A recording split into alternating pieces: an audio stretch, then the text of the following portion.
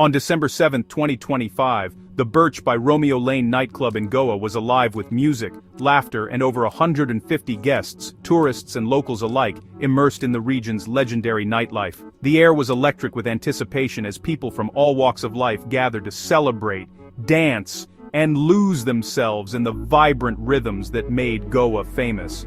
Outside, the line to get in snaked down the block, with excited chatter and the flash of camera phones capturing memories before the night had even begun. The club, known for its vibrant atmosphere and stylish decor, was packed, the energy at its peak as midnight approached. The dance floor pulsed with bodies moving in sync to the music, while the bar buzzed with laughter and clinking glasses. Every corner of the club seemed to radiate excitement, with friends reuniting, couples sharing private moments, and strangers becoming fast friends under the neon lights. No one suspected that joy would soon turn to terror. For most, it was just another unforgettable night in Goa, a place where worries melted away and the outside world faded into the background. Suddenly, a flicker in the light show escalated into something far more sinister. What began as a minor technical glitch, a momentary dimming of the lights, quickly drew uneasy glances from the crowd. The music stuttered and a hush fell over the dance floor as people tried to make sense of the disruption. At first, the warning signs, a faint smell of smoke, a subtle change in the air, were lost in the sensory overload. The scent was masked by perfume and spilled drinks, the haze mistaken for a special effect. Only a few noticed the discomfort, while most continued to dance, unaware of the danger creeping above their heads. But then, flames erupted across the wooden ceiling, sending panic through the crowd. In an instant, the festive atmosphere shattered. The fire spread with terrifying speed, feeding on the club's wooden beams and decorations, casting an orange glow over horrified faces. Screams replaced music as people realized the danger. The crowd surged toward the exits, fear and confusion taking hold as the fire grew larger and the smoke thickened. The club's enclosed design, once perfect for parties, became a deadly trap. Narrow hallways and limited exits made escape difficult, and the crush of bodies only added to the chaos. Thick smoke filled the venue, and chaos erupted as guests scrambled for exits. Visibility dropped to near zero, and the acrid air made every breath a struggle. Some people tripped and fell, while others tried to help them up, desperate to escape the inferno. In minutes, a night of celebration became a desperate fight for survival. Strangers became allies, pulling each other through the smoke and flames, while first responders rushed to the scene, risking their lives to save as many as they could. The tragedy would leave a scar on Goa's community, a night remembered for its devastating loss. In the days that followed, the city mourned together, grappling with the shock and heartbreak of lives forever changed by a single, unforgettable night. Investigators meticulously traced the fire's origin to a seemingly harmless device, electric firecrackers. These were meant to add a festive spark to the night, a dazzling display for partygoers to enjoy. But in the crowded enclosed space of the nightclub, their use was a fatal miscalculation. The firecrackers, designed for controlled outdoor environments, were set off indoors, surrounded by flammable materials and low ceilings. What was intended as harmless entertainment quickly became a recipe for disaster, as the smallest oversight set the stage for tragedy. Sparks from the display shot upward, propelled by the energy of the crowd in the confined space. They landed on the club's wooden ceiling, which was dry and untreated, making it especially vulnerable to ignition. In an instant, the sparks found their mark, and the first flames began to flicker above the unsuspecting guests. The dry wood caught instantly, and flames raced across the roof, feeding hungrily on the club's decorative elements. Soundproofing panels, meant to keep the music in, now fueled the inferno, releasing toxic fumes as they burned. The fire moved with terrifying speed, leaping from one flammable surface to the next. Within moments, the fire spread rapidly, creating a ceiling of fire above the trapped guests. Panic erupted as people realized the danger overhead, but the flames were already out of control, raining embers and burning debris onto the crowd below. The club's design, with its stylish but highly combustible materials, only accelerated the disaster. Wood paneling, fabric drapes, and foam decorations, chosen for their aesthetic appeal, became fuel for the growing blaze. The very features that made the club inviting now turned it into a death trap. Flames quickly blocked the main exit, cutting off the most direct escape route. People rushed toward the doors, only to find them engulfed in fire or jammed shut by the chaos. In the confusion, precious seconds slipped away, and the chance for escape diminished.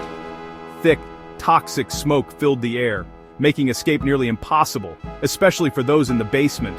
The smoke was blinding and suffocating, causing panic and disorientation. Many guests were overcome before they could even reach the exits. The staircase, instead of serving as a safe escape route, became a deadly chimney. Smoke and heat rushed downward, turning the only way out for many into a trap.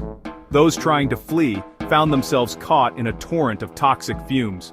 Within minutes, the entire building was engulfed in flames, the fire visible from blocks away. Firefighters arrived to a scene of utter chaos, but by then, the inferno had already sealed the fate of many inside. The chain of negligence was painfully clear: a small spark, a flammable ceiling, and no way out. What began as a celebration ended in catastrophe, forever changing the lives of everyone involved. Panic and confusion swept through the club as the fire spread, transforming a night of celebration into a nightmare. The music was drowned out by screams, and the once vibrant dance floor became a scene of chaos. In a matter of moments, the atmosphere shifted from joy to terror as people realized the danger closing in around them. Over 150 guests were caught in a stampede, desperately searching for exits in the darkness and thick, choking smoke. Many stumbled and fell as panic took hold, while others tried to help friends and strangers alike. The confusion was overwhelming, with people shouting for loved ones and struggling to find a way out. The narrow corridors and crowded dance floor became a deadly crush, trapping people between walls and bodies. The club's layout, designed for entertainment, now worked against those inside, making escape nearly impossible for many. 25 people lost their lives: tourists, friends, and locals whose night of joy ended in tragedy. Each victim left behind a story, a family, and a community shattered by loss. The grief was palpable at memorials, where candles flickered in the night and photos told stories of lives cut short. Many victims were found in the basement, unable to escape the suffocating smoke that filled the lower levels. The lack of clear exits and the rapid spread of toxic fumes left them with nowhere to go, their final moments marked by fear and desperation. Survivors described crawling on the floor, gasping for air, and breaking windows to escape. Some used their phones as flashlights, while others smashed glass with whatever they could find. The instinct to survive pushed people to their limits, and acts of bravery emerged amid the chaos. Firefighters risked their lives to rescue those trapped inside the unstable structure, battling flames and collapsing debris. Their courage saved many, but the devastation they witnessed would haunt them long after the fire was out. The tragedy sent shockwaves through families across India and abroad. Parents, siblings, and friends waited anxiously for news, only to be met with heartbreak. The pain of loss rippled far beyond the city, touching communities around the world. The loss was a brutal reminder of the responsibility that comes with running public venues. Safety measures, often overlooked, became a matter of life and death. Owners and authorities faced tough questions about what could have been done differently. Negligence turned a place of celebration into a site of unimaginable loss. The scars left behind serve as a warning, a call to ensure that such a tragedy is never repeated, and that every life lost is honored through lasting change. As emergency crews battled the blaze, nightclub co-owners Saurabh and Gaurav Luthra made a calculated decision. They fled. Instead of helping victims or cooperating with authorities, the brothers prioritized their own escape. By dawn, they had boarded a flight from Mumbai to Phuket, Thailand. Hours after the fire. Their rapid departure was a clear attempt to evade responsibility.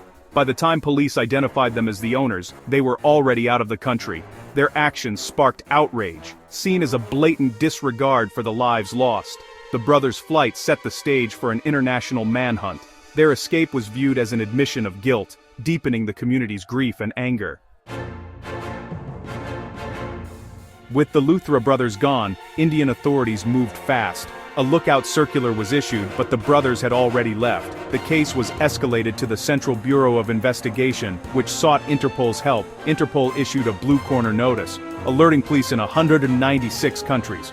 The brothers' names and photos were now in global law enforcement databases.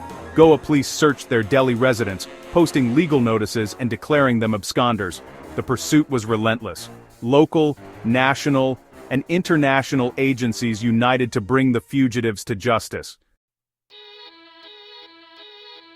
The manhunt quickly focused on Thailand, thanks to flight records and Interpol alerts. Thai police, acting on Indian intelligence, raided a Phuket resort just 4 days after the fire. Sohrab and Gaurav Luthra were found and detained, their arrest a major breakthrough. Images of the brothers in custody spread quickly, confirming their capture. With an extradition treaty in place, Indian authorities prepared the legal documents for their return. Goa's chief minister announced a team would travel to Thailand to oversee the handover. The swift capture reassured grieving families that justice would be pursued. The case became a model of international police cooperation. Even in Thai custody, the Luthra brothers began fighting extradition. Their lawyers claimed the Thailand trip was pre-planned, not an escape. They sought anticipatory bail and argued they weren't directly responsible for the fire. Indian authorities moved to revoke their passports, making deportation easier. The public and officials saw through the brothers' legal maneuvers. The timing of their flight made their intent clear. A legal showdown loomed, with authorities determined to hold them accountable for the 25 deaths. The investigation widened beyond the Luthra brothers. Property owner Surinder Kumar Khosla, a UK national, was named a person of interest. Police examined whether he met his legal obligations for building safety. A lookout notice was issued to prevent Khosla from leaving India.